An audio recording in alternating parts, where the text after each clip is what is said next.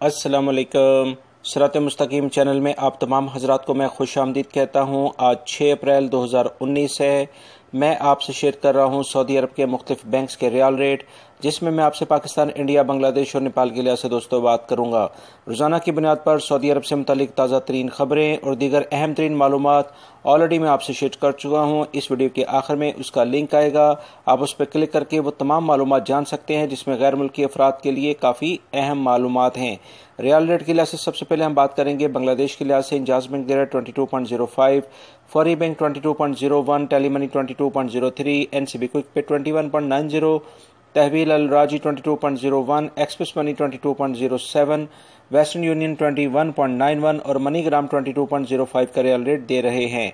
पाकिस्तान के लिहाज से इंजाज बैंक दे रहा है 37.02, फौरी बैंक 37.08, टेलीमनी 37.98, 98, एनसीबी क्विक पे 36.60, तहवील अल राजी 37.00, एक्सप्रेस मनी 37.01, वेस्टर्न यूनियन 36.95 और मनीग्राम 37.00 और national bank of Pakistan Riyadh में ओलिया स्ट्रीट पर यह ब्रांच है 36.80 का रियाल रेट दे रहे हैं।